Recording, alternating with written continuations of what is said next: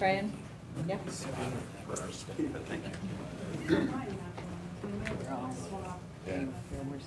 think so. Okay, good evening. I'd like to call the meeting to order. I'd like to thank everybody for coming, especially our guest who will be reporting tonight. Roll call, all board members are here except Katie Dolzer. I need approval of the agenda. So moved. Any additions or changes? Nope, that's written. Okay. Moved by Judy, second by Ted. All in favor, say aye. Aye. I have received no public comments. Nope. Anybody? No.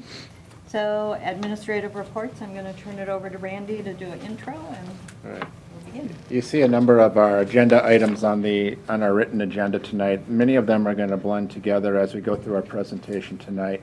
So you'll see them kind of flow from kind of our overview of our programs that we're looking at for the referendum, the heritage, the middle school options, some of the additional projects. We'll talk a little bit about some of the facility maintenance projects, but that's really going to be a piece we'll vet out later on down the line in a little bit more detail. Jay's going to talk about some of the budgets here tonight to give you an idea of some of the cost perspectives. I know there was some questions that Steve and I have received just with regards to the impact of inflation, economic recession, those type of things. We're going to address that towards the end of the presentation tonight so that we can kind of at least get through the entirety of the program plan and then talk a little bit about some of the financial pieces.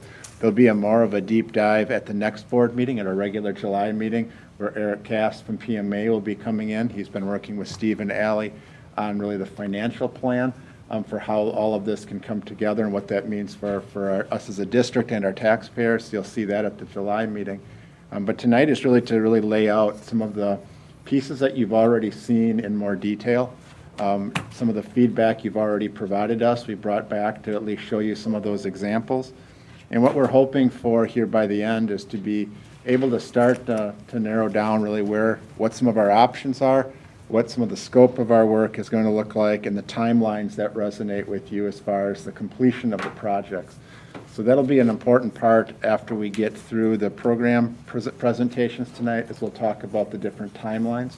And depending on the timeline pieces, that really plays into that conversation around reimbursement resolution that we've discussed.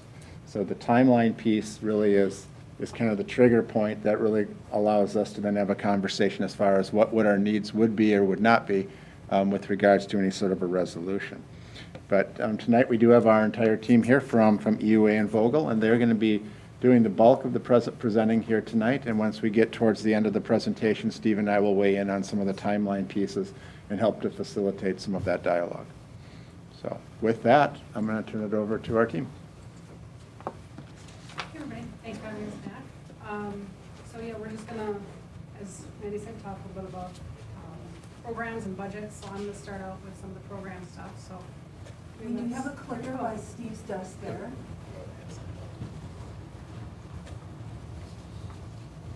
There you go. So standard crew. I'm Robin Savola. Jay Thompson. Andy Lyons with EUA. Eric Wally.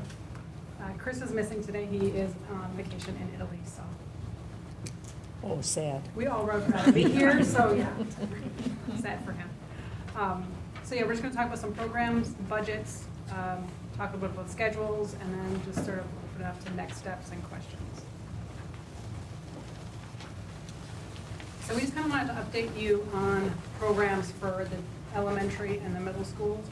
They were started back in 2019, 2018, but then in the last year we've met with building administration to review programs, and then Chris and I camped out at the middle school for a day, and then also at Heritage for a day to meet with any employees of the that work in the building that wanted to meet with us. So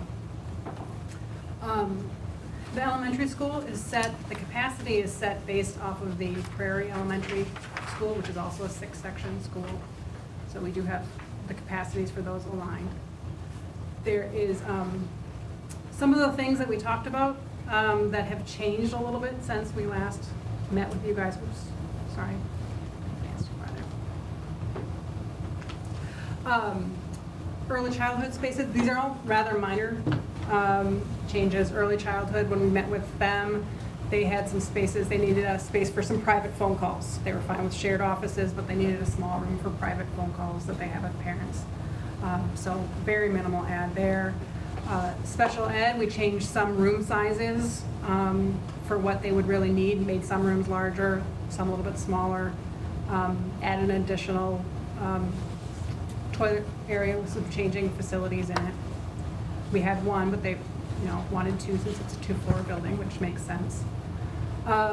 Book rooms, just added some increase in size on there based on the book counts that they have, really just getting clarification of stuff like that. Different size conference rooms, adding some large and some smaller ones.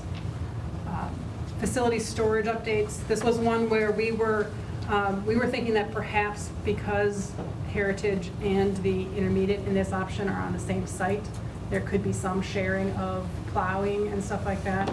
As we talked through it, it really, because of the timing in which it needs to get done, they really both need, maybe not a complete set, but a lot of their own equipment per building, because they each have to clear their own sites before students arrive, and there just isn't necessarily enough time to clear it all with one plow. So things like that. And then the big add was something that we really should have probably had in there, because Heritage does have a large group instruction space right now that is used both by Heritage but other groups in the district as well.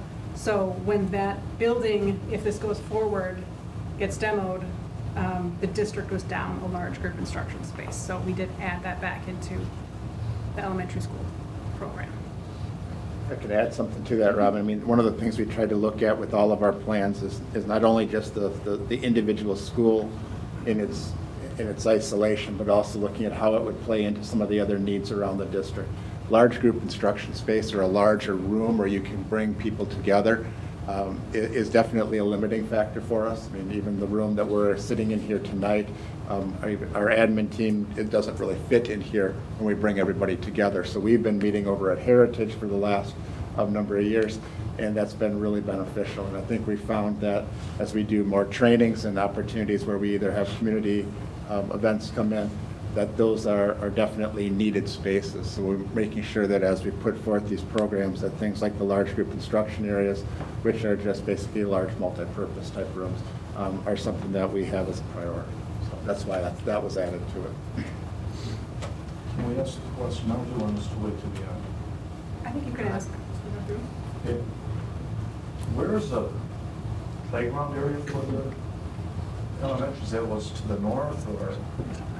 So this is a very preliminary site layout, so the building might shift north or it might shift south. I think there's a little bit of a space up at the north, but really the playground space was intended, like that lighter gray box down at the bottom of the page would be the hard surface play area. There will be some play structures, but really once we sort of get into the design and have a civil engineer on board, that will really dictate exactly where it ends up being. What's the traffic flow around the building? So, Bus flow, or are you getting into that later? well, no, we can talk about it now. That again is preliminary until we get both a traffic impact analysis done and also a civil engineer on board to advise on some of this stuff. But the intent is to have the bus loops on the east side, where you can start to see some yellow boxes there, so that bus and parent pickups are separated, similar to what's over at the intermediate school now. Right now, this is showing a roughly equal to slightly more than the intermediate school as far as parking and queuing lanes. But there are some things that can be done to, massage that. I know there are some concerns at the intermediate right now, and that's part of where traffic impact analysis would really show us what we need for, the regular day parent pickup. Is our neighbor going to be pretty excited about the buses? I guess it's always been a site that's been articulated for two schools. I think that, when that was all occurring, we were going to the same meetings together. So I think that's probably fairly well known. But yeah, I think just to kind of reiterate off your, these are great questions that we're having about like where some of the amenities would fall. These are just really square footage type estimates to see how they fit on the site. And once we get into the design aspects, then they'll be vetting those pieces out and actually putting some of those more specific details together where you'll be able to see how wide these are and how much space we have. And then that'll come back for board approval at a future time. But that's down the road after we get through all of the design pieces. But tonight, we're just showing kind of the square footage footprint of how it could fit on a site. Yeah. Yeah, these are all tested. Is that our property line then, on the bottom? There's kind of that. Yeah. I think it may go slightly past that lighter line, but yeah, in that area. There's a fence actually in there, I believe, Jack, right now.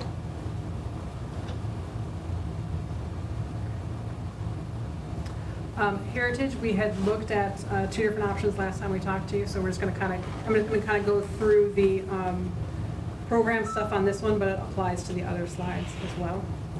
So for the middle school, we do have this planned out for 900 is their capacity, functional capacity. It's aligned to have 16 core classrooms per grade, which is the same as the intermediate school. So the same number of kids there right now they have 800 as their capacity with those 16 classrooms. This has 900, really it's because of the additional things like tech ed, music, ag, face, those kinds of spaces that sort of add in a little bit more capacity into the building space. And we're trying to design these departments that really want to be grouped together and have a lot of specialty like tech ed and music so that they can accommodate a future 1,000 capacity. Because I know that is what the intermediate school is planned for 800 with a future expansion for 1,000 when that's needed. And we don't want to have to go back and try and tack on another tech ed classroom. Now, that's to say that's based on your current enrollment in those classes. If 5-10 years from now, everybody's in tech ed, everybody wants tech ed, but less in something else, there might need to be some adjustments at that time. Okay. Where would you put an expansion on this if? It's up at the north side. There's a slightly dashed line just below that parking lot and above the orange. That's where the future expansion would go on this. And that would be another 100 students?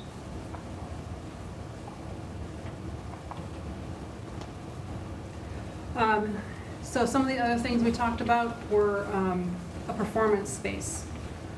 We did meet with representatives of the music department and the theater group to talk about performance space because there was some interest in if there would be a stage at this middle school. Not necessarily a full theater, but perhaps something that is attached to a cafeteria or a gymnasium. During our conversations with music, they said really what they need is a space for their entire performance, everybody doing performance on the final stage to meet together, their entire band and orchestra spaces. So a stage you typically would find off of a cafeteria and stuff would not necessarily work for them. So they would continue to want a large space like a cafeteria or a gym or some other large space that they could schedule out to have their practice and have everybody in the same room in the same area at the same time. The other group that we met with was theater.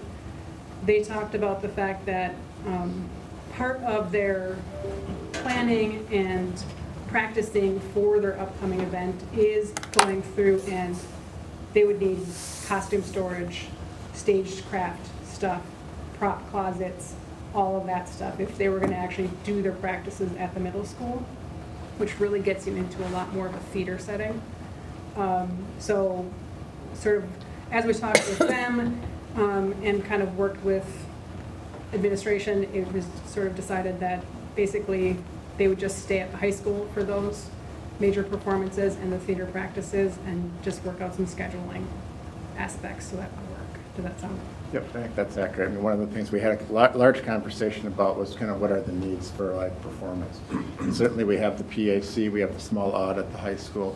You'll see later on in the presentation that we have some dollars set aside to renovate the small auditorium.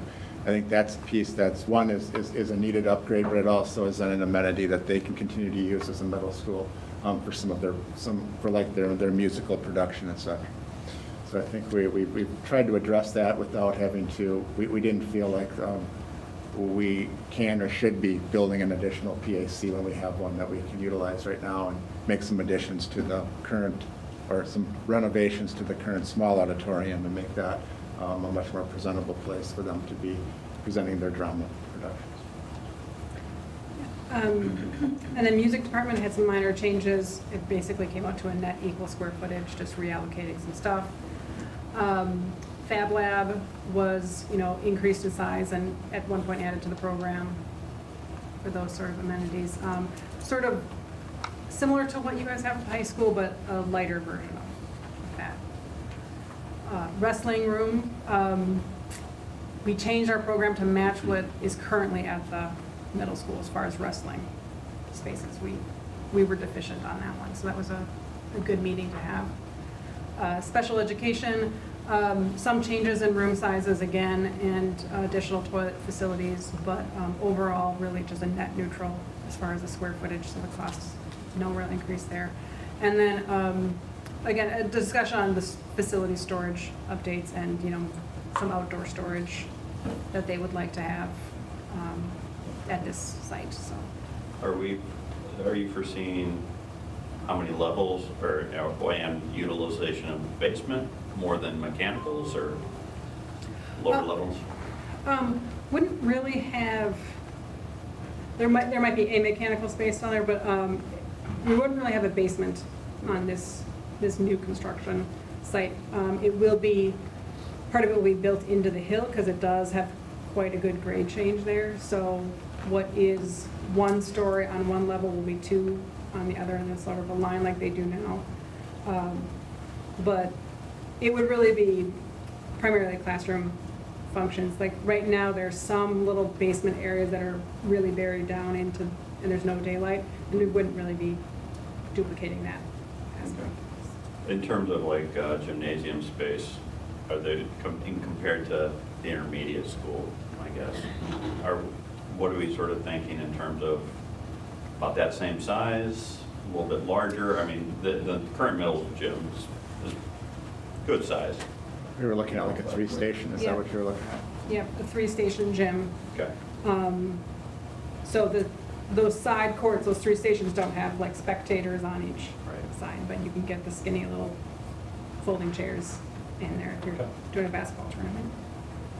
And then there will be a fitness area similar to the intermediate school, and the weight room that we've added to the building. And then in this site, I did want to mention that this option has about 200 parking stalls. The existing middle school has about 177. Some of that is shared. One of those lots, though, is shared with the high school, so it's a little bit less than that probably. Right now, the existing middle school has about 20 spaces to queue actually on the property. They really use the neighborhood streets a bit more there, or parking lot spaces. This layout has space for 60, so it is an increased parent queue from what's currently at the middle school. And that green space between, I don't even know what's back there. I think you're pointing at the practice football field? Above the practice field, that green, that's That's St. John's. St. John's, Yeah. right? Okay. So what's highlighted here and the track rectangle is the property line. Yeah.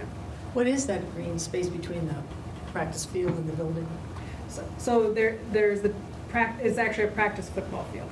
Right now, there is a practice football field, and then they also have, that track is shown as existing right there. They also have a second team that practices on the grass inside the track. So I guess they split up with 7th and 8th graders, each have their own. No, I'm talking about Oh. the chartreuse green with the lines out. That That's the space. that is a practice football That is, field. oh, that Yeah. is, oh, okay. So right now, you have one practice football field and then the track with the green space in there, so you do technically have two practice football areas. Right. Yeah, so Judy, it's just meant to show that that would fit a full-size football field. So it's obviously a green space that we can use for other things as well, but it certainly is a place that you can lay out a full-size field. And the gray is the parking lot, then the triangle Yeah. at the bottom. Right. Yeah, and the light gray sort of some hard surface play area, sidewalk space. There is, and that light green, yes, that could be, you know, some soccer goals out there during a recess or at lunchtime, whatever that ends up being. I think the big thing to look at with this diagram is just to see how the building sits in adjacency to South Street, and then also how it falls in with the green athletic field in there, or the green space field, and then the track. Now, that's not a full-size track, and we'll show you one in a minute that has that in there. That's the same size track that we have there, but it allows for at least those amenities to stay there. And I think from a perspective of multiple fields that you can have practices on, for some of our outdoor activities, I think that's a piece that we heard is important. And I also think that makes sense since you have the full length of being able to put a full field on the site. But that requires then this type of design in order for that to occur. This conception obviously provides for future growth. But if we get down the road, which is going to be far beyond my, my time getting to the board and what have you, but if we hit the 900 point at a certain point, does this structure have expandability, or are we then looking at a different building option? So there would be room on this option for a little bit of an addition on the north side in that sort of green space between the orange and the St. John's. So that, you could get that up to the 1,000, which is what intermediate is planned for at its. Yeah, we wanted to make sure that this lined up with the capacity, the build-out capacity of the intermediate school. So this is at 900, expandable then to 1,000 to be equivalent to those two buildings. Is the pond over here to the right, is that a retention pond that the city uses, or is that connected to 6 Mile Creek? Do we need a retention for this site if we rebuild? We're assuming we will. Once we have civil engineering on board, they can determine how much, and then we can talk to the city about whether or not they would allow something to, outlet into there. Either way, I think we are gonna need a retention pond that would potentially, if it's allowed, drain to the larger pond. Mm-hmm. But you're still gonna wanna accumulate it probably somewhere on the site rather than, it's a tricky site to try and sheet drain kind of around that bend.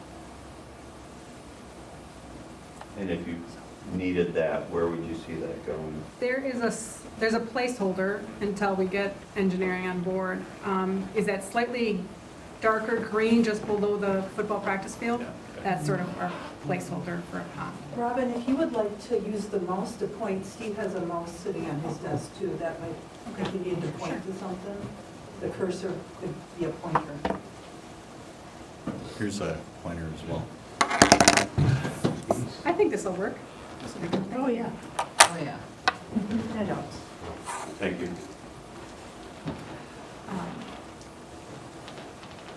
Sorry.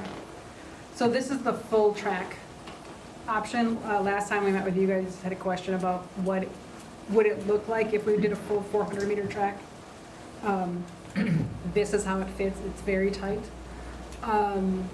It does it reduces the amount of site circulation on there. We were looking at perhaps a parent pickup coming towards the back to the east side of the building as well. So this eliminates that as a possibility to be able to drive back there.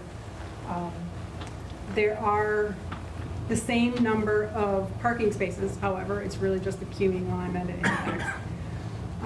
This does, however, only have then one football practice field. So this would mean that 7th and 8th grade would both practice on the same area or have to use some other facility in the district. How many lane track is that? Is that a 3? Oh, I do not know that off the top of my head. Sorry. That was a regulation size track or something. 8 lane? This one was, no, not that one, but the other one was, correct. When you go back to option 1B is a full football field size facility with the full track, I believe. Is that correct? Yes. Yeah. And then the other one is exactly like, option 1 is just the same as what we have back. But I think the key piece is to follow up on what Robin said, is when you put the full track and the full field back in there, you only have one field. Yeah. And I think that one of the things, functionality-wise, as we were discussing this, is the ability to have some flexibility when you have 2 spaces that you can work with our students on. This does also push the building. I'm just going to flip back here one. Oh, hold on. You'll see how on the south side, the building sort of set back, gives you a little bit more room for your, entrance sequence. Thank you.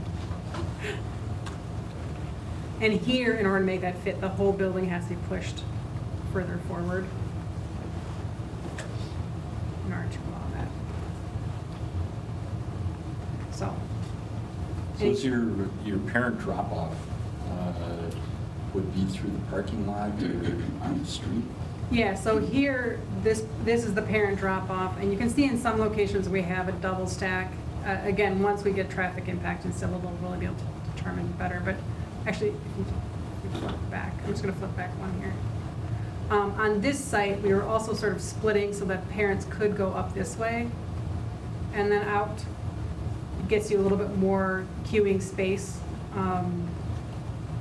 On this option, because everything's pushed forward, there just isn't room for that additional space. So you get a little bit less, about 15 less. Do you have a lot of parent drop-off in middle school?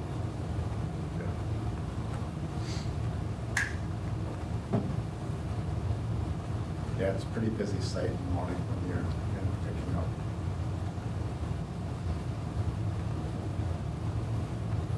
Right. Sorry, it keeps flipping on me. Then we did also talk about a second option, so that was sort of I was calling it 1B.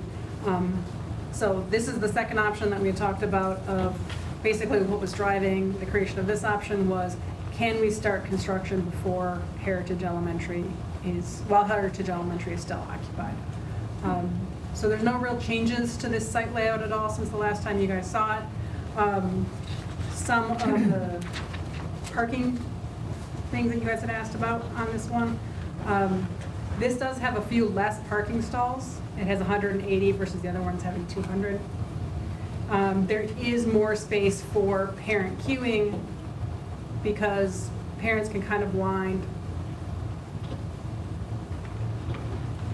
all the way through here and up and around. This is the one that needs to be 3 stories in order to make it fit on here.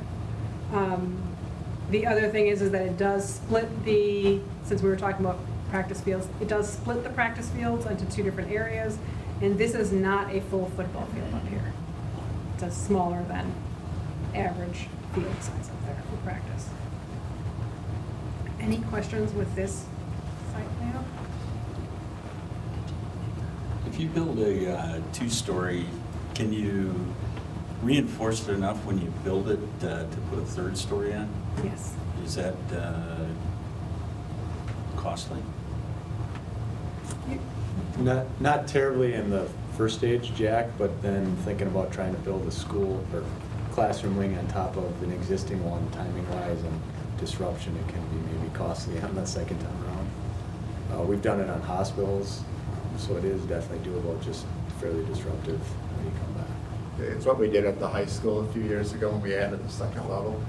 It can be done, you just have to schedule your work, your louder work around some of the other classrooms.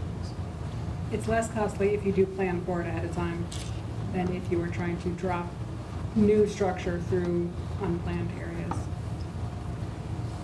Did I miss something? Kids are still at Heritage when you're building this? That's what this option would be. Some of the timelines that we're looking at did have that as an option.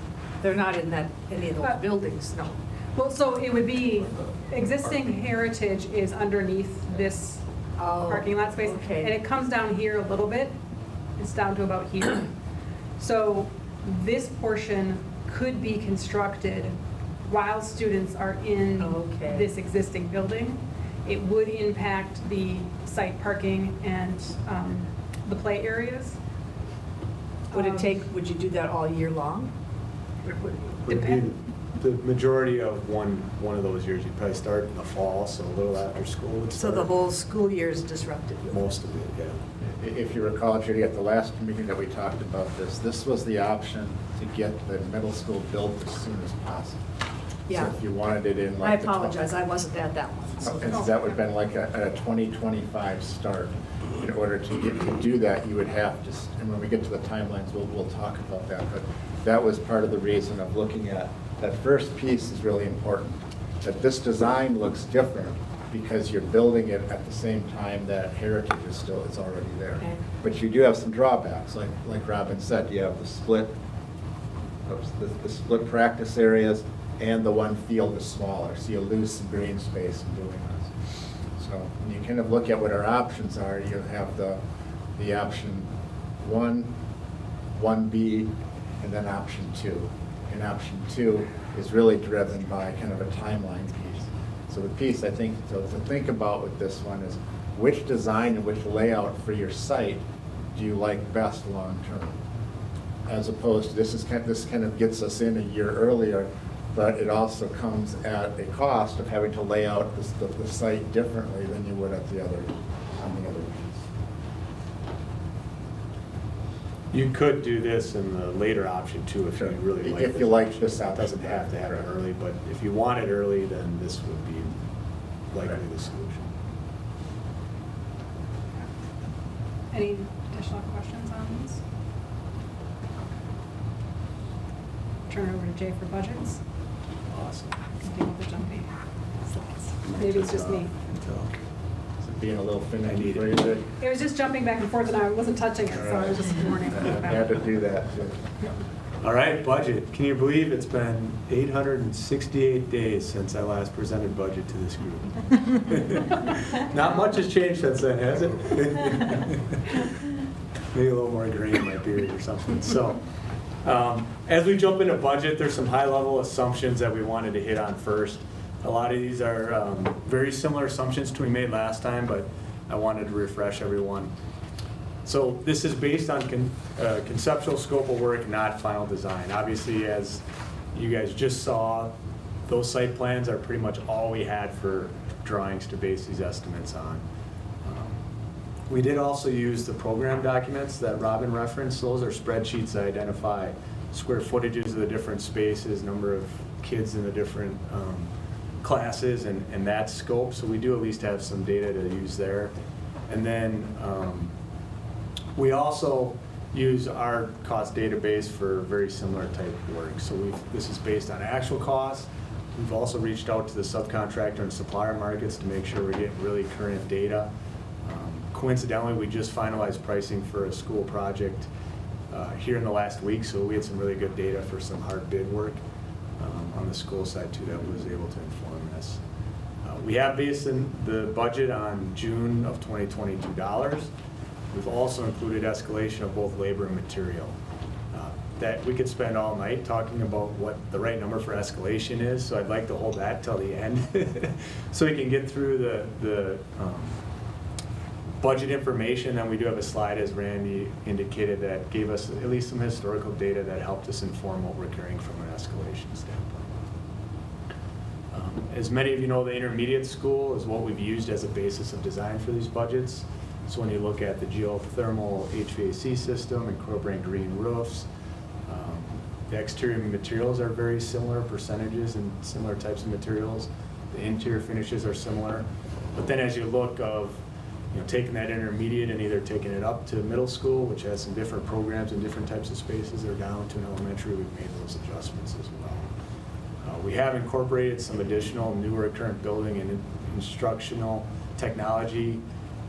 Both of the scopes, we've got a lot of glass partitions to be able to create some flexibility between classrooms or classrooms to common spaces.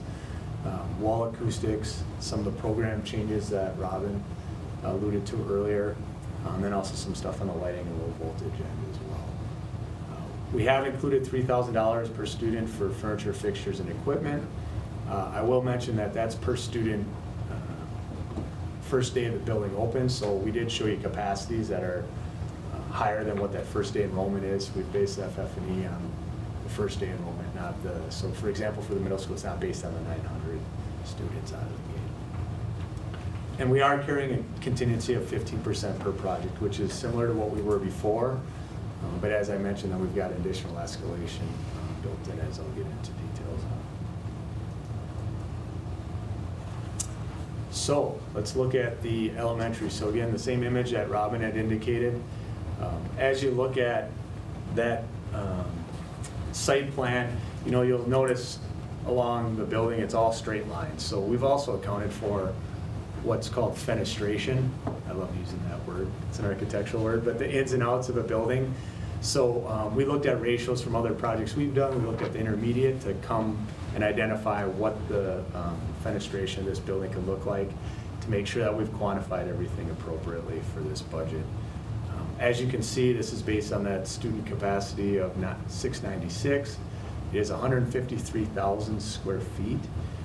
Robin had indicated some of those program updates, I believe, going back to 2020, it's up about 6,000 or 7,000 square feet. So there was some shuffling around, but not overall a huge increase in the square footage. The three numbers we've outlined are the construction budget, so that's all the hard cost of moving the dirt, building the structure and frame, and all the finishes and everything within the building. The contingency number you see there, that does include the 15% as I outlined, plus some escalation. And then the soft costs are mainly the design, and then the FF&E, as I indicated, is a majority of that soft cost number. So the all-in total budget number is at $63,660,000 that you see there. We did base this on a April of next year start with the completion in summer of 2024, and as you heard earlier, we'll talk timelines here towards the end. I think that's about it. Just from a budget standpoint, this is a really high level summary that we're sharing with you here today. Obviously, over the last month, we had a extensive review with the EUA team and our team going line by line. Each of these budgets is about 250 to 260 line items. I did bring a thumb drive so Rebecca could pull any of that up if you wanted to get into the weeds, but it's up to the group if you want to see the level of detail. And then we did have a team's meeting with Steve and Randy and reviewed this at length with them as well.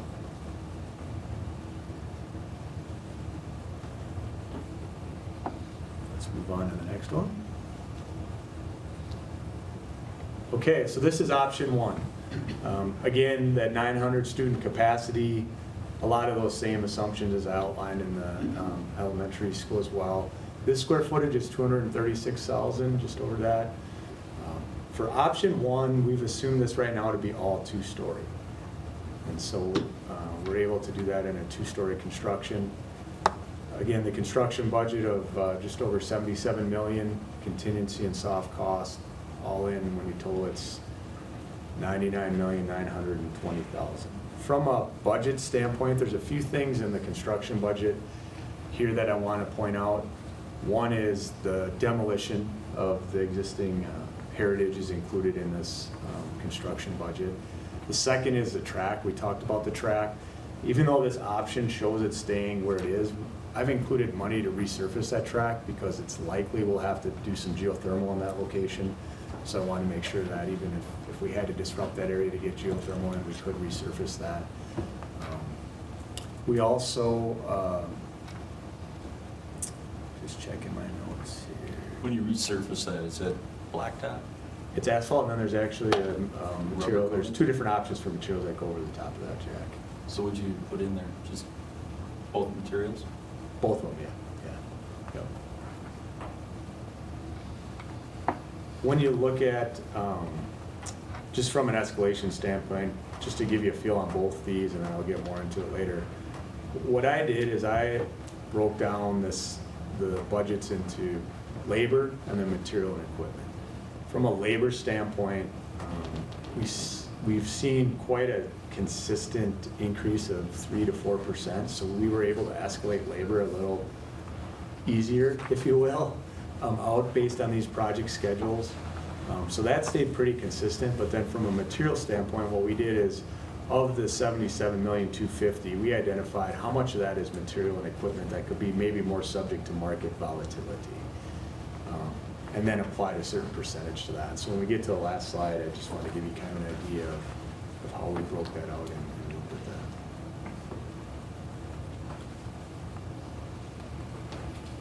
that. And then option 2. So option 2, a lot of the same assumptions as I outlined before, with the major difference being that a portion of this is going to be 3 stories. So what that means is that's some additional stop on an elevator, some additional stairwells to get up to that 3rd story. It actually has a little bit more exterior skin, so that applies there as well. This option we did look at as getting done a year earlier, so there's some cost impacts that drove this budget up a little bit, but then it was offset by not as much escalation built into this one because of that being done a year earlier than the other option. I did also include the same, demolition, obviously, of heritage in this, and then the same resurfacing of the track as well in this. I did also include some additional monies in this option because heritage would be in service for construction would happen most of a year, so I built in for temp access to the building to make sure we have life safety and exiting around the building and segregating the construction a little bit more than we would if we had the site to ourselves. What's the estimated completion time on this one? This one is 2025. 2025, fall 2025. Yep. Wasn't the other one 99 million? Yeah, This one's it's 98 million? about 1.1 million less for this option because it's a year earlier, Jack.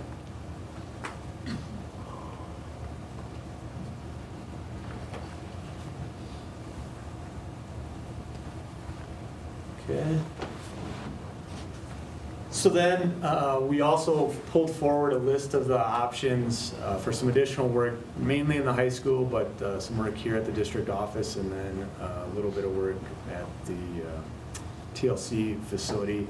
These were all options that the board had vetted in 2020 and had, at least at that time, indicated you wanted to pursue. So we refreshed all of these numbers based on the scopes. As you get into these, so the auditorium, Randy alluded to this a little earlier, that's about 4,800 square feet. We've included new sound, lighting, acoustical improvements, and finishes throughout that facility of the old auditorium in the high school. The welding area, we've got 14 welding booths in that space. It's about 1,100 square feet. Pretty heavy renovation to get some of the new booths in there, then also to deal with the exhaust systems in that space. The shop and lab modifications, that's 2 different adjacent areas. It's about 5,500 square feet. Again, fairly heavy renovation in that space to increase the efficiency and use of that space. Where's that shop? Are those the 2 rooms next to the Innovation Center? Right. Yeah, that's basically trying to finish that whole circle that the Innovation Center we're trying to go through. So the welding piece is one part of it, and then it's all the adjacent areas around. Kind of up in this area.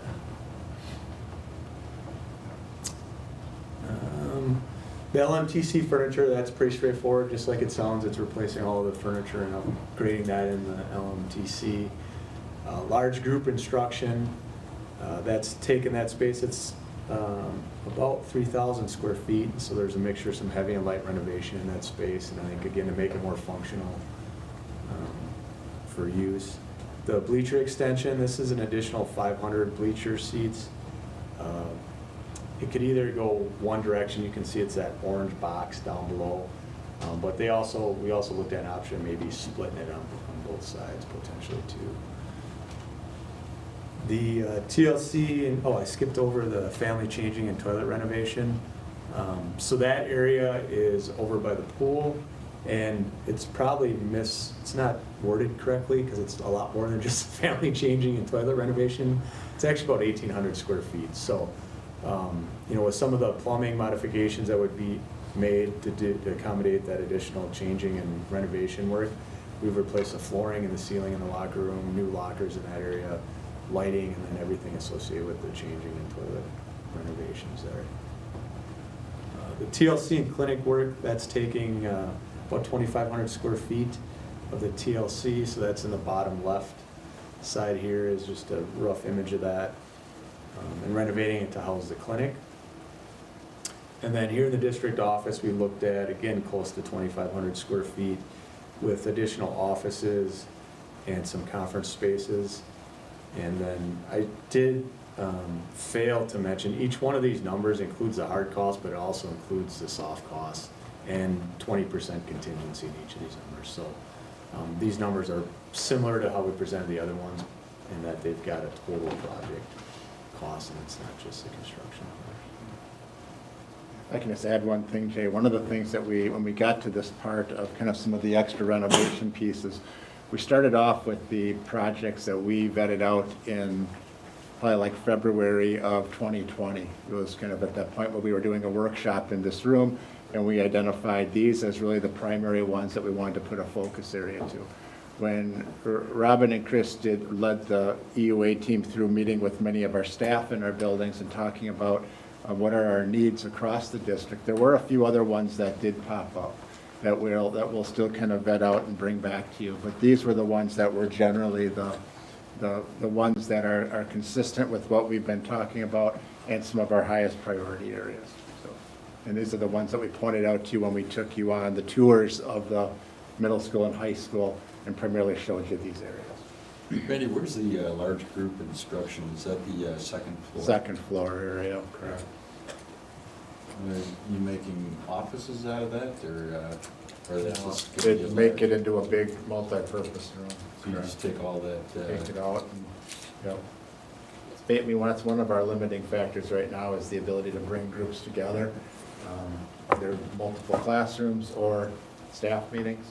And right now, you're limited to things like the PAC, et cetera. But if you're doing like workshop settings with tables and such, right now at the high school, we have the smaller section of our cafeteria area, and that's just not very conducive with all the activities that happen in that primary room. So basically, you're tearing everything out and putting new carpeting and painting walls and Ceiling and lighting.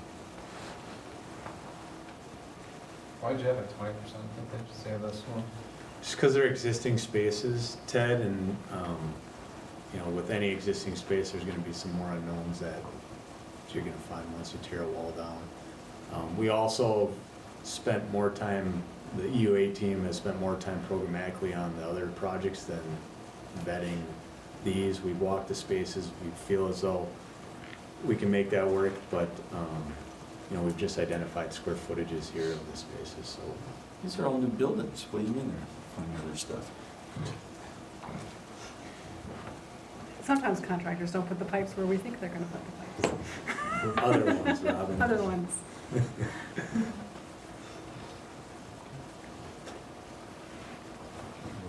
Okay, this next slide will go quick. So we didn't want to totally forget about the maintenance and the capital maintenance program, but as a core team, we felt like after the next July meeting where PMA is here to review the financials, that'd give a better picture of what that overall scope could be, and then we can take the maintenance list and prioritize that for review and discussion at the end of July. And so we didn't spend a ton of time on the maintenance stuff, it was more on all the other stuff over the past month. Yeah, I think just to kind of build off of what Jay said, we know we have a significant number of maintenance items that we need to address. It's really putting in there what dollar amount we want to put into the referendum to address the maintenance aspects of it. So when we take a look at kind of what we have coming up in the next month or so with meetings, tonight we're obviously doing the overview of the program and the high-level budget, or the high-level budget pieces and the timelines. At our regular meeting in July, we'll talk the finances. Once we get a sense of that and the board's comfort level around some of the pieces that we'll be discussing that evening, then we can really come back to you at that second meeting in July and kind of vet out with you more specifically what that maintenance piece would be. But we just wanted to make sure that there was a marker here that stated that we know we have a significant need here, and we will also articulate that as we move forward into the process. So this is more of just a summary showing the various options. I will note that that total project amount there does include the middle school option 1, so that, as that was, you know, about 1.1 million higher than option 2, that is what's included in 168,605. And then the part I've been looking for, when I get to put on my econ professor hat. So as I alluded to earlier on the escalation, just a reminder, so the way we looked at the projects is we segregated the material and equipment that may be more volatile in terms of escalation. When you look at the middle school option of the 77 million, about 32 million of that is really material and equipment. And in the elementary school option, it was about 22 million of the overall construction of that 48. And so that gives you a feel for the amount that could be subject to the higher escalation. This data is what we've pulled forward from ENR. So ENR is Engineering News Record. Some of you maybe have heard me reference this at previous meetings, but they've been doing this building cost index back since 1915. They update it on a monthly basis, and what it is it's a 20-city average of various skilled labor, so electrical, cement finishers, iron workers, and then also looks at steel and concrete and wood over 20 different cities on a monthly basis. So, you know, if you look at a school project, there's concrete and steel, not as much wood, but it at least gives you kind of a good idea of cost indices over the years. So I looked at the last 20 years, and year to year, it's averaged about 3%.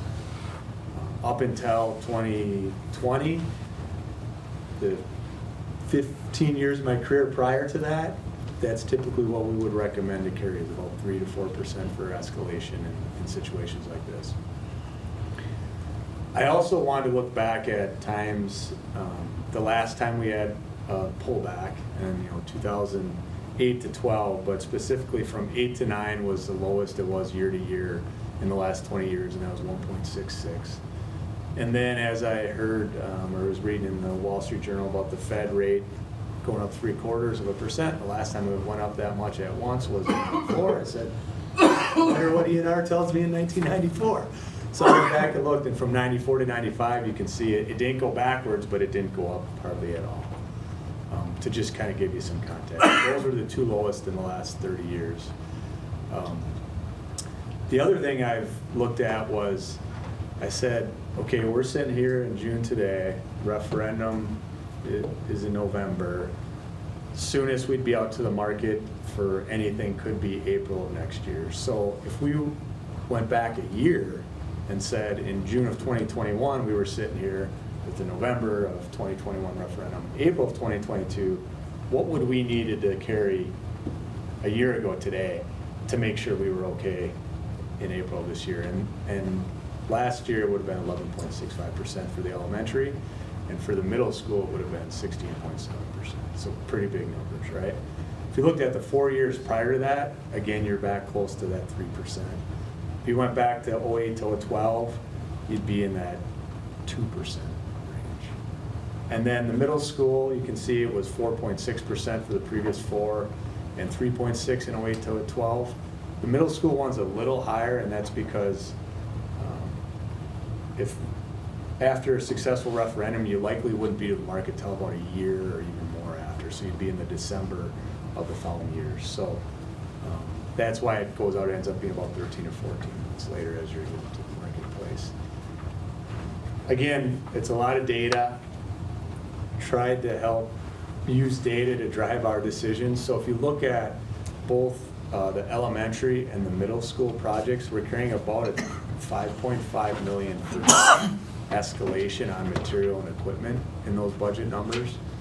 And then if you look from a labor standpoint, we've carried about 3 to 4% a year for both of those projects.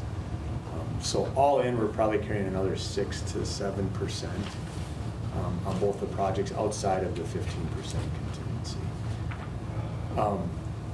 You know, some other anecdotes as it just relates to economics of our industry. You know, right now, in talking with our peers and subcontractors, there is a lot of good backlog still out there.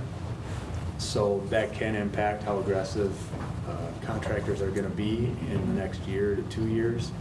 So that's something that plays into it, obviously. Another thing we look at is the Architectural Billings Index.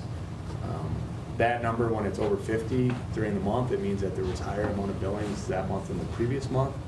It's been over 50, I believe, every month for like the last 15 or 16 months. So that typically is a leading indicator that the next 9 to 12 months, there theoretically should be more projects that are coming out for pricing and bidding and building. So if you look at those two things, they kind of tell you that there isn't going to be this, you know, 8, 9, 10 bidders per trade wanting to get in and put really tight numbers in to get stuff in the next year, but obviously things could change tomorrow, just like they did in 2020. So that's kind of my econ hat. I don't know, Steve, we've had some discussions about this. I don't know if there's something I missed from your perspective, or if the board has any questions as it relates to this or any of the other budget information. One thing I would add, Jay, is it's always important when you look to the future to have a basis as to why you're looking at the numbers you're looking. And we took a close look at similar situations in the past and worked together when we went back and looked at some of this data to make sure that we felt that the budgets would support what looked like to be historical type increases by looking backwards. That's really the best you can do moving forward. But as you can see, the aberration of the June of 21 to 2022 and what you see for the middle school, it would have been very difficult for any entity to predict that. But we do feel overall the budgets that are being presented by Jay have protection both with the escalators as well as the contingency budgets that have been built in. So there is the potential, if things go really well, that funds would be freed up for other purposes. But in the event that we do face financial challenges, we do have 15% total contingency plus the escalators. So in our review, we certainly feel that Vogel has done a very thorough job of looking at data and preparing for possibilities moving forward to present budgets that we believe this evening are the best that we could do at this moment in time.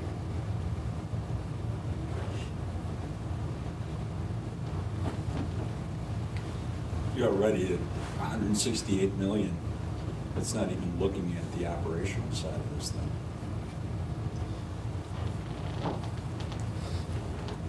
That'll be the big piece that we presented in the July piece is the 168, and then what's the operational piece. And that's what Steve's been working with PMA on as far as what that means with regards to keeping our mill rate steady. And I believe what we'll be able to present is an option that will be able to accomplish both. But you'll see that in more detail at the July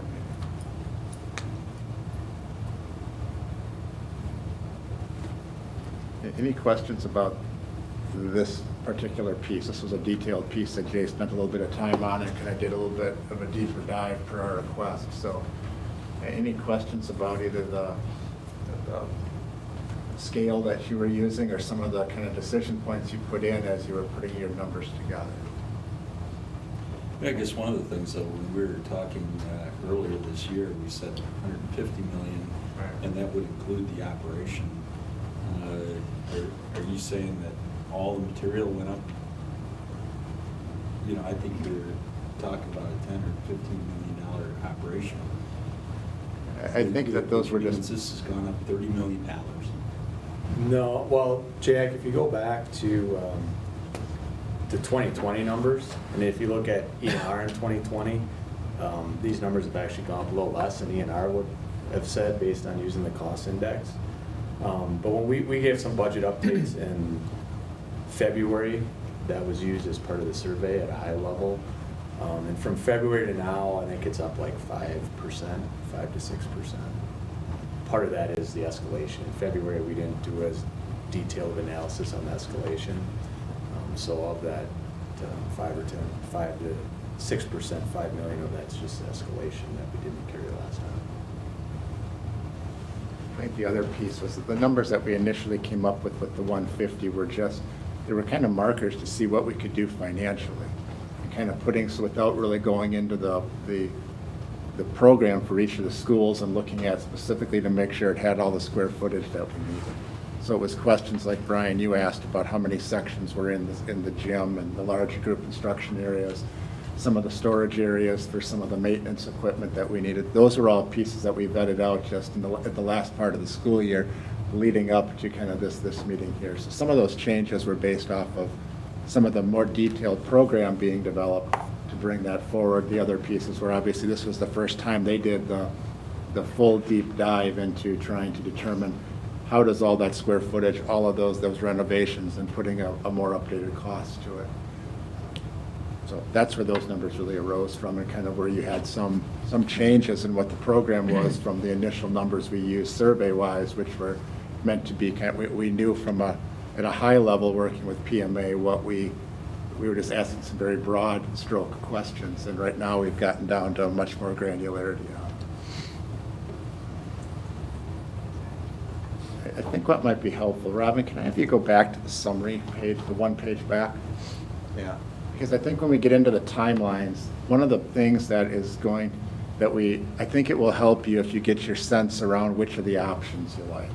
So just looking at it from a pure site design standpoint, obviously the elementary stands on its own, but those middle two options with regards to the middle school, option 1 and option 2,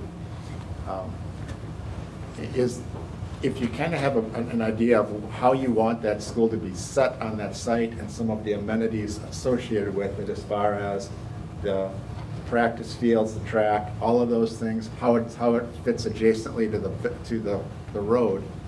Do you have a preference on the 1 or the 2?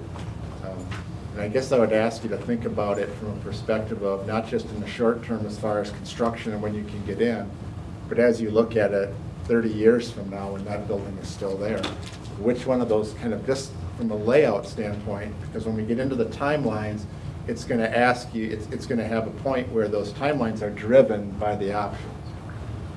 Just so I can be clear, option 2, is that a 3-story facility? Yes. Portion. It has portions of it that are 3-story. Correct. So that's the one that can be done under either timeline, but it absolutely has to be done if you want to go with an earlier timeline of getting that middle school in place. It's also the one that doesn't have the full athletic field to it, Right. and it has the athletic field split. Whereas option 1 has a larger green space and the adjacent. So this area, Mark, would be where that 3-story area would be on the south side of the site. And if this was the option you like, but you wanted it 2026, essentially the numbers would be very similar. And I think what you shared with us, Jay, when you looked at option 1 and the building along the road would be similar in height to what we have there now. Yeah. And then with it stepping back here, it actually pulls some of it off the road. Right. What would it look like from the road? I mean, it's right there. It would look similar to what you guys have now with there is a 2-story structure in the same sort of line as where that is right now. So it would have a similar feel to your existing. But It is in that same line? It isn't That setback. closer to the road? It's in the same plane, yes, of where it is now. Same setback. But it will have no entrances on that side. No, I mean, it wouldn't have any, the main entrance would be down near the parking lot area. Would So there be other doors There there? will be other doors but it's egress only. You wouldn't be having public And- coming in those doors during the middle of the day. And are They'd you always look looking like at this. more glass, the structure, in this, so that it would, right now it's all brick and things on it. Yes, yes, so it would look more similar to the intermediate school as far as the design, the materials, the amount of windows, things like that. I think, Judy, what you'll see is much more of a modern learning environment, just like we had at the intermediate school, with those flexible learning spaces, the daylighting, all of the things that we've included in that are important to kind of a modern school. So even though the block looks the same, that's not the design of the school. It's just really showing you how it lays out. It seems to have a city sidewalk in front of it now. It won't be the same, obviously, when we put our building there. It would, the sidewalks Yeah. would still go down that whole length Correct. of road, yes.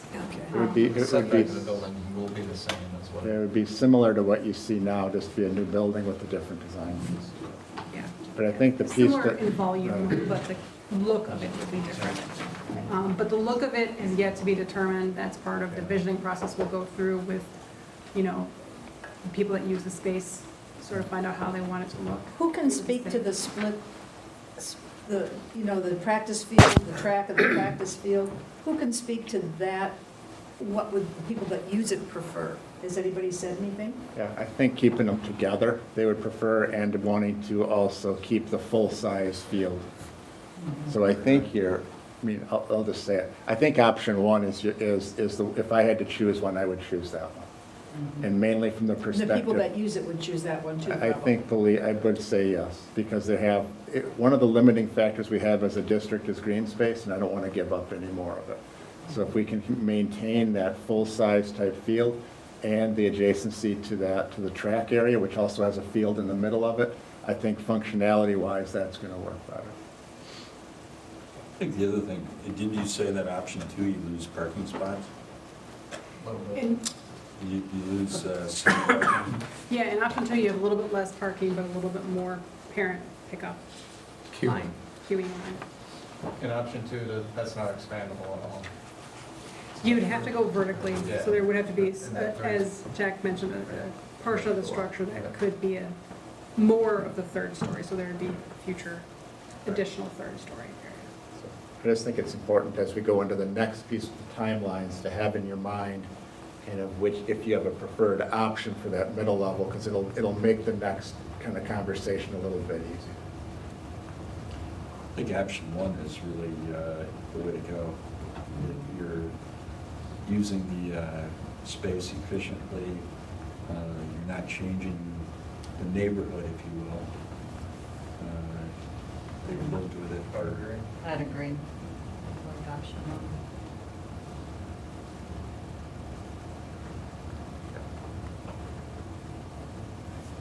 So do you want to check schedules? Yeah, why don't we jump into the timeline schedules? You want this back, Steve? Sure. Thanks. Steve and I can kind of walk through this piece. Steve, do you want to run with this? You want me to keep going? Go ahead, that's fine. All right, please jump in, and I told Robin and Steve we can kind of tag team this one. So what we've done is, or what Robin and the team have done, is they've put together really multiple timelines here, and I think when you start to look at, and that's why I wanted you to think about those options 1 and 2, because that's what you start to get to when you start to break these out. But the whole idea here is really starting to be thinking about when do you have to start the design of the project, when do you start construction, and when is the school going to be open? And I think, Jack, you've asked a question, and we attached some slides in the appendices of the presentation about from an enrollment standpoint. And I think from our enrollment piece, we really don't have confines right now that are driving one piece to say that 1 year is going to make that big of a difference for us. It's really kind of picking your design and site layout, in my opinion, and then determining kind of how you want to move forward and when you'd like to have these projects completed. And I think those are kind of the drivers that we have to be thinking about. So the first piece is really built off of, and this slide is built off of an early start. That means that you're approving really that reimbursement resolution. We're getting started with our design earlier, particularly as we look at the heritage building site. So that would require us then to have that resolution. We'd start design here in July, and that would allow for there to then be an opening of heritage in the fall of '24. That would be the most expedited way that we could move to open up that building. You then have some options. You were looking at the option 1, if that was a choice that the board wanted to go to. You then are really looking at a fall of 26, looking at the bottom right here. So a new heritage opening up in fall of 24, a new middle school in the fall of 26. The other option, which I skipped over here, the one on the top, that's dealing with option 2 of the middle school, and that would be where you have the construction starting while the heritage kids are still there, and then you'd be forced into that option 2 piece. But to accomplish an early start and to hit that fall of 24 for heritage, it does require a reimbursement resolution in order for us to accomplish that, because the design and the work on that would need to start this summer prior to the referendum. And primarily, it's your middle school open date that's driving some of these as well. Correct. Is when you feel that's needed. So- Because you have to have the elementary school done so that you can tear down the existing heritage. Yeah, that's a great point, Robin. So when you see, you can't really move into that site with option 1 on the middle school until we've vacated the site with the students off of heritage into their new school. So if you're looking at the option 1 as a preference, under an early start scenario, you're looking at the second box here. So that would get heritage in the fall of 24, new middle school option 1, fall of 26. Okay. Let's go to the next slide then. So this one, Robin, you ran 2 scenarios here. You ran a scenario saying we're not doing an early start, so we don't start planning. We'll look at the top one first until November of 22 with both of the buildings. You have a construction start in July with an opening then. Really, just think of it as opening second semester of the 24-25 school year. The middle school, that would again have to be option 2, 2025. The reason it's highlighted is because as you vetted it out with the EUA and Vogel team, that one's not viable. So that one is not, we're not able to meet those timelines under those constraints. So you have an option here though with a November, in a new heritage, November start for both of them. Construction in July and November, and again hitting a winter of 2024 and a fall of 26 for the middle school. So this one would not require a reimbursement resolution to address the planning way ahead of time. We would start that really at the November timeframe, and then we would be able to hit a second semester of the 24-25 school year to open that building at its earliest, or a fall of 26. And I guess another option here, you can vet out many different pieces. If it was finished in that winter timeframe, you could not move into it, open it for summer school, something of that nature. Well, and actually on this one, in order to move in 2026, you have to move over your winter break. Yeah. The next slide is waiting to move until fall. Thank you. But that pushes everything back. Because essentially, the reason that one was grayed out is because kids can't move out of the building early enough for construction to be completed. There's only about 6 months then after the kids move out to finish up the rest of the whole site after you tear down heritage, and it just isn't enough time to complete that construction. And then the last page here is again a November start, and then looking at options for being able to open in the fall of 25, fall of 26, or fall of 25 and fall of 27.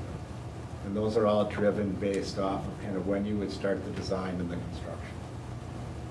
So Jay, when you were putting together your cost estimates, how did you figure those into these timeline pieces?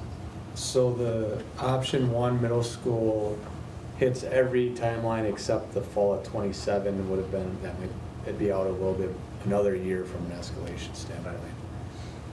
And then similarly on the elementary would be fine, except for the 2025s, I think we would actually be done a little earlier than that fall, but not too far off on all these options. I will note that top one though, that top one's only feasible if you went with option 2. Right. Because again, we would need more time to tear it off. So that's why I think it's helpful to kind of know which option of the middle school you prefer, because that'll help drive you kind of to where you want to be with that. So I think some of the conversations that Steve and I've had as we've kind of presented things to you over the last several months was we were making an assumption of a fall of '24 start time. That's why we proposed the reimbursement resolution piece. That has been a piece we've received a few questions from board members on, is whether we need to do that. So we wanted to go through the exercise to see what are all of the options as we vet them out for when we would open the school. And I think part of this is just strategically being able to then get the planning correct and get the opening dates correct so that we have the targets to work from. So I think at this point, it's really a piece I think we had opened it up for questions or comments. And Steve or Robin, is there anything you would add before we do that? I would just state that obviously we have another agenda item, which is the reimbursement resolution, which is connected to this whole dialogue. Traditional referendum planning has pre-referendum services prior to the referendum date, and then the design starts. That is what we have done for most referendums in the last 20 years. The first time we tried a reimbursement resolution was in 2014, but that was only for the Prairie project. That was not for the new intermediate school. So as a board, you would have to be comfortable whether or not you wanted to discuss a timeline with the reimbursement resolution piece. The other component is that a reimbursement resolution does not have to be a full $800,000 design the entire school. A reimbursement resolution could be things like surveying, wetland delineation, the traffic study that Robin referenced. There are things that we will have to do no matter what a plan would eventually look like. Soil borings, if we're going to do geothermal, that has to be done. So there are options in between no reimbursement resolution, 800,000. There's other options too. So we don't want you just to think that it's either all or nothing. There's other things that we can do. We just want to make sure that we are planning in a manner to ultimately hit the timelines that the board would like to see, and to make sure that we are aligning the process accordingly. And if a reimbursement resolution is required at some point, we would want to make sure you had the opportunity to see it and discuss it as a board. So Steve, if we went for a lesser number, does that presume we're looking at a later starting date? So I'm gonna just jump ahead a little bit because Robin has a slide that she prepared. This talked a bit about the scope of what an early design could include. And so if you look at all the bullet points, various parts of what is included on the slide would help in different ways. So it just depends on what the board would be comfortable with. Some of the timelines that you saw before included accomplishing everything on the list so that we would be targeting that fall of 2024. But any time that we could give the team to start moving ahead on some of the tasks that we know we're going to complete anyways only helps whatever the eventual timeline is. I can't specifically comment. I would ask the folks over here to comment on, what it would look like if we did some of it and not all of it. But I do think it's important to note that some of these components we will be doing anyways. And whether we do them before or after a referendum, that ultimately doesn't impact the projects themselves. We would want to do these anyways. So that's another variation of this. We've obviously talked about the 800,000, but it could be something different as well. But if you look at this, the reason that you want to start this early is to get the jump start on what you need to buy and go out to bid. I can see probably the land survey, wetland and soil boring, you know, that you probably want to do a little bit earlier so that you understand where the building's going to be placed and, you know, what kind of soils and things that you're working with. You know, the traffic impact, that seems that you should be able to do that in conjunction with the design of the building, right? So my understanding of when you wanted the 800,000 was to get the building designed so you can get a jump. You know, everything else seems like you should be able to do that concurrent with the design of the building. So the $800,000, or not to exceed $800,000, is if you want the elementary school open in 2024, it's really being driven by the procurement for things like steel. And the fact that when we were looking at it earlier, it was looking to order, having a steel bid package and site bid package out at the end of January. So what was driving this long list is that in order to have the steel, we need the building design as far as the volume and ins and outs and the footprint set. And the site needs to be fully designed for the site portion of that bid package. So really, starting in November to the end of January wasn't enough time to do that.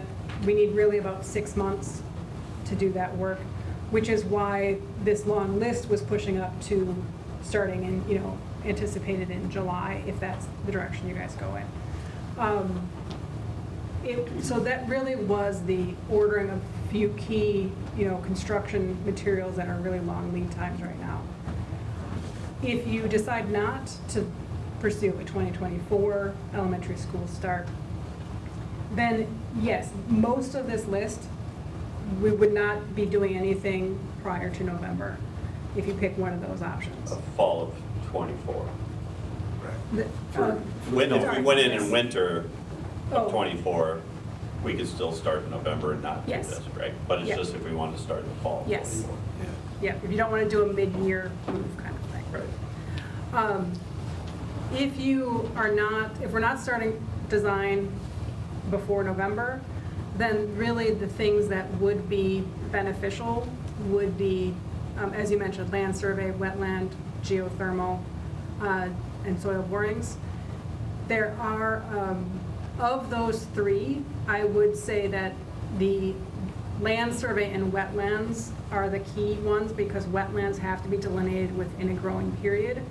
And that will have passed by November, so then you would have to wait until the following spring in order to find out if there's any wetlands on the land.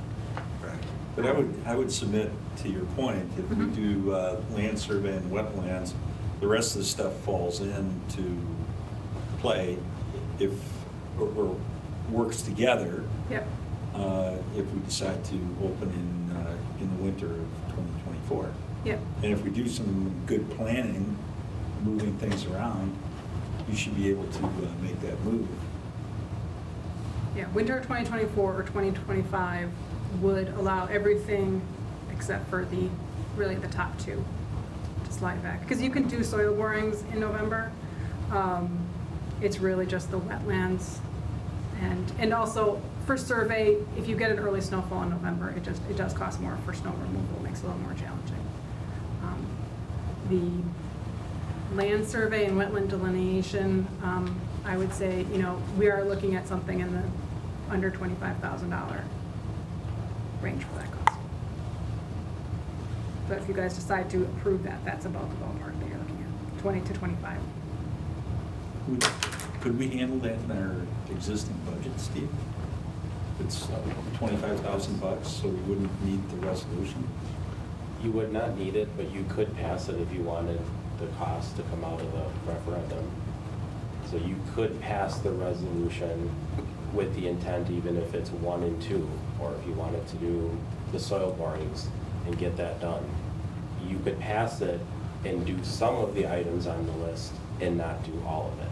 So there is a range, right? The ranges could be 0, could be up to 800,000, or could be some of the things on the list. We just want you to know that ultimately, the board has to be comfortable with the timeline, the reimbursement resolution process, and ultimately what we're going to be sharing with you in July, which is the financial plan, and then the draft resolutions. They all work together. Yeah, the design aspect also involves, if you're looking at that one in the middle, that's the one that involves the visionary team of staff. That's the one that's very heavily involved with how do you teach and then designing the actual layout of the school. So that's the part. It's not just the architectural time to draw it, it's also the time to spend with our staff to make that occur. What do we foresee the disruption would be for a winter start? I mean, it's new furniture. Basically, it's the teachers and administrators taking their personal stuff. I mean, is files, do we Moving still your- have hard files anymore? Yeah, you'd have to probably change up your school calendar a bit that year. You're gonna have to give some time for, just kind of brainstorming off the top here, Brian, you're gonna have some time where they can pack up their classroom. Because you're right, there'll be new furnishings, there'll be new tech, all that stuff will be there. But you're gonna have all of your supplies, all of your things that you have in your school, packing that up, moving it, unpacking it, resetting up your classroom. There's districts that certainly have done it, but you have to make adjustments to your calendar to make it happen. Dan, is it worth it? What, you're essentially having two starts to the school year, and that would really get you out of rhythm in terms of learning if you did a winter, but I think that would be so difficult. An elementary classroom, those teachers spend so much time making a home and making weeks. They set up, they're there, they'll probably start being there in July, making that home for their kids. I think having a middle of the year start is, at a high school, I don't think it matters as much. We just take our laptop and go in and set up. But I think a mid-start for an elementary is really tough. And I would really like to entertain and push for the fall of 2024. Is the fear in the community to have a reimbursement resolution that we may not get a referendum? Yeah. So if we're confident that we are, I think I think we should go ahead and do this. I think that's the fear, that it's not gonna pass, but otherwise, we're just kind of picking and choosing here. I think we've gotta go forward, and we're gonna build new schools. If it doesn't pass this time, it's gotta pass again. So I don't think we've wasted the money that you spent on the stuff that needs to be done ahead of time. I agree with what Joan said. If we're not gonna go 24, then it's gotta be fall of 25. And when I look at, we've done the survey, and very high numbers suggesting support. The need is unquestionably there. And so I think we have to go in this confident that we're gonna pass a referendum, and if for some reason it doesn't go, we're gonna have to come back because the need is there. It's not something, well, this isn't a whim, the need is there, and so if we can lower some of that cost from the 800,000 and still open in 24, I'd be in favor of that, but if we've got to go the 800,000 to open in 24, then I think that's what we need to do. You know, when you look at, we're now talking about 175 million. 800,000 is 0.5%. I mean, it's such a small amount when you're looking at that total dollar amount of your referendum now. I think we go all in and we open up as soon as we can. Brian? If this was delayed 2 years, what would change? What would we have to redo? If we would not start, it didn't pass, we had a 2-year delay, what would we have to redo on that list? There is, because we would be doing through schematic design, it wouldn't be a lot, because it is, so schematic design is the first of 3 phases. It's when we're really started doing the building footprint and layout, getting everything, the general concept in there, and then general concept for the exterior. One thing I would say is that if Wisconsin adopts the updated IBC, the building code in there may be some changes. They would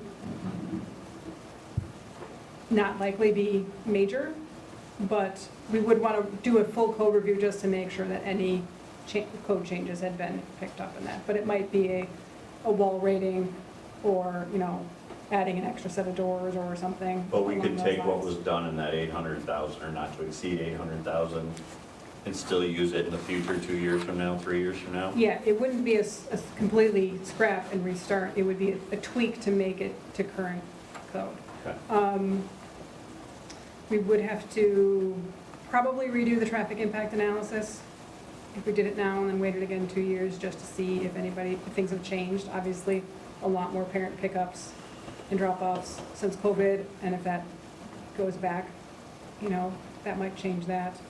But I would say it's tweaking, not necessarily a full restart. I agree with Mark. We need this, but we're not the ones making the call. If they don't pass community doesn't pass a referendum, they make the call. So I think the thing though, when we went out and everybody was excited about the survey, it was $150 million. It included maintenance, it included operational. We're almost $20 million over, and we haven't laid on any deferred maintenance or operation. So now you're going from $150 million to probably close to $200 million. And it's different. But if PMA can, I think that's why we need to have that next discussion. What is the maximum we can do and still keep our levy rate where we want it?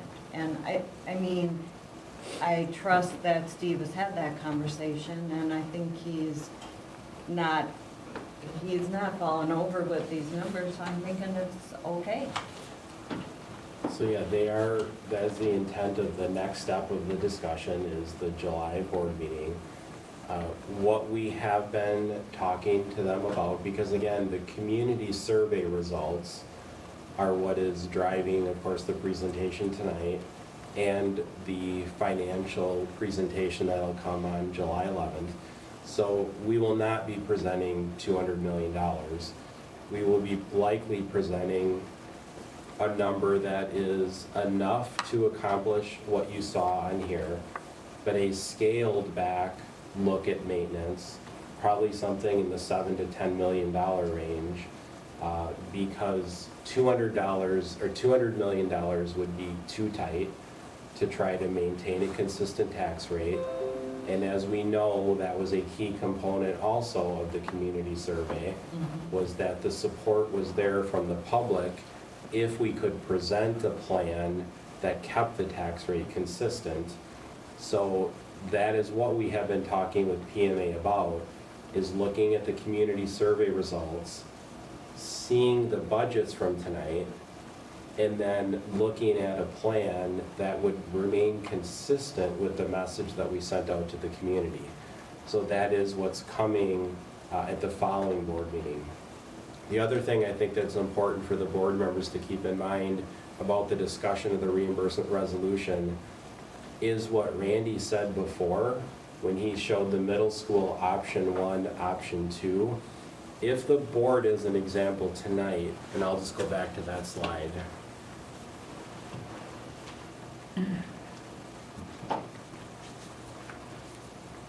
If the board, as an example tonight, decided to rule out option 2 and had us focus in on option 1, we can clean up the schedules to show you a schedule that has heritage and option 1 with both an early start option and a November start option to make this simpler, right? So to me, I think what would be really helpful for us tonight, if the board did weigh in on the 1 versus the 2, that would put us in a position to bring back what I would say is a simpler look at the schedule, because option 2 could be removed.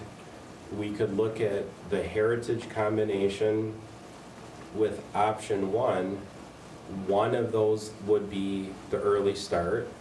One of them would be the November start, and it'd be much easier to see for everybody than us trying to show schedules both ways. And so when Randy was talking about if we could get that, at least a strong opinion from the board on that tonight, we don't have to have a decision on the reimbursement resolution tonight. We know that this is your first opportunity to really look at the information the way we're sharing it tonight.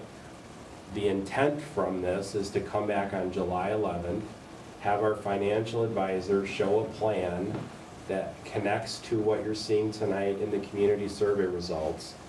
We can continue to bring back information on a timeline that connects with your preference, and you can then take a look at the July 11th board meeting about a possible reimbursement resolution, because you could connect option, or the heritage option, with a desire to do the fall of 2024, but go with option 1 on the middle school, which is the 2026 option of the middle school, instead of the 2025 option, which is option 2. So you may want to see those two connected, right? So it takes the middle school back a year, but it makes sure that heritage is completed by the fall of 24. So it connects those two together. And right now, there's multiple options in here. And I think if there was a preference to take option 2 off the table, we could present it, I think, in a little clearer way. Does that make sense? I think we talked about going with option 1, right? Yeah, I think. Is that's already? I think that. Well, I don't think everyone said anything. Yeah, we haven't. I didn't say anything. Should we vote? Should we vote on it? Option 1, option 2? At least weigh in on option 1. I'm for option 1, so. I'm for option 1. I'll go with 1.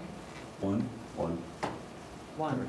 All right. We are. We have our Take consensus. option 2 off the table, and I agree, that will just make it Just easier to clean look up. There's a at. lot of variables you're trying to juggle right now.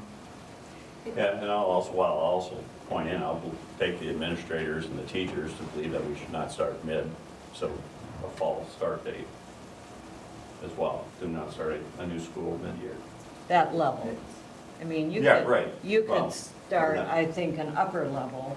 We have done that. What we're talking about here, these two. But Okay. I mean, I think right now, what we're doing is then we'll have the presentation in July. That's gonna be a piece then where we're gonna have to make some decisions on really how we wanna go ahead with that schedule and the reimbursement piece. We can bring that back, as Steve articulated, to just kind of clean up that piece. You know, quick question for you, Robin, is the visionary team. I mean, we've been kind of trying to organize staff, so if in the event that we were ready to move forward with that we can move quickly. So we have people who are lined up to kind of start their work. If we moved it back from July to August, what does that do, Jay, for your steel procurement piece? If we just moved it back, if we didn't get started here in July, I think we'd still be able to make something work. so if we moved it to August, as far as this just kind of got us through the July meeting, because I know you have things actually starting right around that our next Yeah. board meeting date. Right. And so Right. it's a little tight for us to do that without having the green light from the board. So I'd rather just kind of push that and see if we can kind of reschedule that part of it. Okay. So we can So you- have the I guess clear- one question, you're talking about 2 months, because basically you got August, or 3 months. August, September, October, yeah. November. Mhm. You're talking wanting to It's- get, right. It's what pushed you from fall to winter, is if you start in November, that's what pushed you into the winter timeline for the 9 months for the full design, but the 6 months for, the steel and site and civil. Yeah, because I think you said it well, Robin. This is really driven by when you want to get your bid package out for steel. Is that really what you're saying? That's really your biggest concern, Jay? Right, we want to start in April with the foundation, and then if steel can't show up in the summer, nothing's happening at that time. Right. So, Do you want us to weigh in on our feelings on the reimbursement yeah, resolution tonight? I mean, that's why we're here, to weigh in on things, and I think if that's gonna help move this along for that opening in fall of 2024, let's at least weigh in on it, and maybe we need to have the PMA numbers next in 2 weeks, but, maybe it'd be helpful to get our feelings out tonight. Sure, I think that's fine. Your One of the question, things that. if we open the elementary in '26, can we, obviously, I think you would open- if we, You must have meant 24 or 25. 25. 25. 25, okay. So if you start in November, if we start in November, we're saying the school can't open until second semester, It'd be the soonest. the soonest. Yeah. But if we played out that school year, and let everything sit and open the elementary the following fall, can we open up the middle school the following year? The hitch is getting this with the option 1, meaning that you need to tear down Heritage before you start construction. Really, all of the students need to be out of the building before that can happen, obviously, but then also the moving time of any, teacher supplies and files and things like that. So really, if you wouldn't, go ahead. You can't start construction of the middle school option 1, Jack, until then, June of 2025, essentially. I think you have one of the timelines that lines up with what Jack is saying. Yeah, and that was We the one can that just we, roll to that one. we X'd out. Is there some parts of that building we're not using, right? Are we using the entire building? There are some parts, but there tend to be basement or the 3rd floor parts that are not being used. I mean, some of our, even those are being used as storage, but there's also the systems that sort of run through it. Mechanical, electrical systems. All this stuff's down there? Yeah. Yeah, because we looked at that, could you take part of the north down and get something going sooner, but. Can you go to the next slide, Steve? I'm sorry. I think what Jack was saying was that you could get New Heritage open in fall of '25. That's what you were Yes. stating, is that correct? And then the only way you get option 1 is you move the middle school to '27. Because otherwise, yeah, you're constructing while they're occupying. That accomplishes your fall start, it just kind of pushes it forward. That's also the one, Jay, you haven't costed that one. Not all the way up to 27, but there could be some procurement strategies if you had the design done to try to get to the market early, but you're still subject to maybe some labor escalation. So if we're looking at a 25, 27, the cost we saw tonight, that's covered, or that's not covered. Not at 25, 27. Right, so, there's going to be an escalation with the delay of That that. we need to consider, yeah. If you're looking at a fall start, you're either looking at elementary in '24, middle school in '26, or you're looking at a fall of '25, fall of '27. So if in order to, Go ahead. in order to impact the schedule, to move it, of the things that we're looking at in the reimbursement section schedule, if you're only looking at a portion of it, we actually need the stuff that we weren't talking about done first. We need the engineering, all that done to get the material portion of this. That's the only way that's gonna get this schedule up quicker. So all those other things were nice, but didn't really impact Right. the start date at all. So what is the cost of those items? You know, when you're saying a portion of it, of the 800,000, is that 400,000? Is it, I'm guessing it's more like the 600,000 or so that's. Well, you need the wetlands, right? But you don't need that in the, terms of, wetlands that can be done, this year. what I'm saying or what I'm hearing is that wouldn't need to be done then. We need, what really is driving this is the steel. We don't need to have The the. wetlands information. is gonna drive the. The design and placement of the building, so that Design is. and place of the building, so that has to be done Yeah. this summer. Otherwise, you're not gonna start construction next year, right? Yeah, we will have to have survey and wetland delineation and soil borings all done prior to, or at the very start of our design. Doesn't have to be done, if we don't That's what I start mean. until It doesn't- November, it just needs to happen before. Yeah, but you Right. can't do the But- wetlands in the winter. Right. But So- it could, what I'm saying, it can still happen in November. If you got it approved, it could happen right away. We wouldn't have to start it ahead of time necessarily, theoretically. I think the wetlands, you have to start right away. The wetlands, we would definitely recommend you start ahead of time. But I think what you're getting at is that you're saying the full engineering is really what you need for the bid package. That's what you need it for the steel. That's Yeah. what we need. That's the only thing that's really gonna And- drive this. And the soil borings are a key thing to get the steel.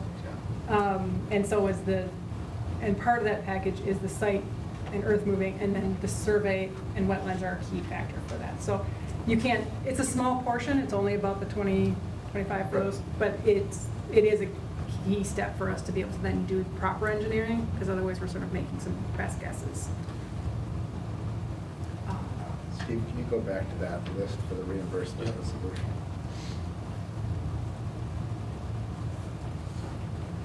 I think what you were talking about was those bottom ones, right? Right. But in order to get to those, you're also gonna have to have that part. Right. Right. So in the mechanical, electrical, and plumbing engineering is, I would say, it's lighter amount, you know? The real reason we kind of need that involved, at least a small amount, is to get rooftop unit sizes so they can properly do the structure. Room sizes within the space for, you know, any air handling units or, you know, electrical panels, things like that. So it's not a full detail engineering that'll be done by the end of the year, but it's informative. Now, I mean, we have not gone out to RFP for any of these because we don't really know what the timeline is, and that could impact it. Some of these costs may come down from what we were originally estimating, but I mean, I can't guarantee that.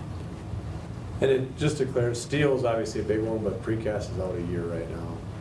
Switch gears out a year, so there is other things that we'd want to get in queue that this would help. So, if anybody could weigh in on whether you'd be in favor of the reimbursement resolution to kind of help with the plan, I think that would be a good thing to do I mean, tonight. in the whole scope of it, it does seem like a small number, right? But it's still a number that's at risk, and I would, you know, still having a problem with that. And I would actually want to mention that as we're talking about this number going down, with the fact that we're now talking about moving some of this start from July to August, this will go down a month's worth of work. So I can redo that number. We wouldn't be to the 100% schematic design, we would be, you know, 80% by the time November hits. So I can update that number and we can adjust accordingly. What I was talking to Robin about as we were kind of conversing here was that some of the things are lined up that if the board was in favor of moving that forward, we have some of the things with the visionary team to move forward and start in July. If we aren't comfortable right now, we want to take some time and vote on that at our July board meeting, which is totally fine. We then just move it back a month, and then we'll start that in August. We were purely trying to schedule because of summer vacations. It gets a little challenging, but we can slide those. It's And then that Randy impacts said the it's cost not of a, it too. What would you estimate the architectural design to be? well, That's the visionary stuff, right? So what would you estimate that? 30,000, 50,000, 100,000? our fee includes electrical, plumbing, mechanical, and civil and site. Civil and structural fees in it. That's how our percentages are Right. calculated out. So that total for all of those engineerings and our design is 700,000. For a full schematic So design. are you doing the architectural design, or is that part of EUA? That, I am part of EUA, yeah, so Oh. it is EUA that's doing that. I'm sorry. That's right. So yes, it does include this visioning process.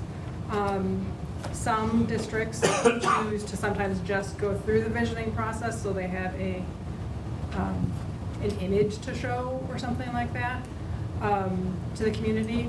But really to get to that steel order, because it's not really about the picture or the design that's driving it, it's that steel order. That's really when you need that full, 6-month time frame, which pushes us back into the July, August worth of work. So it's Well- more than just the visioning with all the engineering and stuff like that. Well, if you're just trying to get a feel for the board, I would be in favor of the reimbursement resolution. I would be in favor of it. Give your team the total time frame to give, Mm-hmm. I'm in favor of doing the resolution if to the full extent that we can open 24. I'm similar to Ted over there. I'm risk adverse on something. I mean, it's gotta happen. I mean, for the benefit of our school district and our students. So I just need to hear more. I haven't totally made it. I could go either way right now. that's fine. Jack? I think at this point, I'd be a no. Well, why don't we do this? Why don't we just move it back to August? Kind of push that piece back. We'll bring this back then at the July meeting. We'll have some of those, we'll have the financial piece you can see, and then we'll bring back kind of the revamped schedules based off of option one. And then at that point, we will need some direction as far as kind of which way we're going. That'll probably be a piece we're gonna have to put it up for a vote to, so we have some direction, because then we've got to start putting forth the resolutions to bring to you during that second meeting in July. But I would definitely be in favor of getting the wetland delineation and the land survey out of the way this summer. And those things would be out of the way, and we're free to go, moving forward. Because if you gotta be in the growing season, you're looking at May, well, with global warming, it could be earlier. So you'd like to see a couple options with that because the reimbursement resolution could simply just do those things. So we can show you that number as well. Or that's usually small enough, or it doesn't That's even pretty small. require the resolution from what we were saying before, so. Yeah. Yeah. You definitely have the fund, I mean, it can be a fund balance piece, it could be something we take from there. The benefit of the resolution, it just allows you to pay yourself back with the referendum dollars as they come in. And I think that's important to be able to. That's what we can present that. We'll also try and bring back see if we can get some quick costs for the soil borings from some, area companies, just because, as Jay and I were just talking about, that can impact with the types of footings and foundations, which could impact cost. Is it possible to break these down in terms of percentages, or a more specific number, let's say not to exceed 800, but, so, I mean, not just for us, but for the public, because that's what we're hearing. 800,000, if it's really, if like Jack said, we can knock a couple things off without, and it turns out to be 720,000. I think people want to know more about a specific, not held to a specific, but if it's less, great. Not to exceed could be 600,000. Okay. Anything else that you need? No, So that's all we did. Okay, I think we're ready to adjourn. Motion to adjourn. Second? All in favor, say aye. Aye. Thank you. Thank you very much for all you presented, the work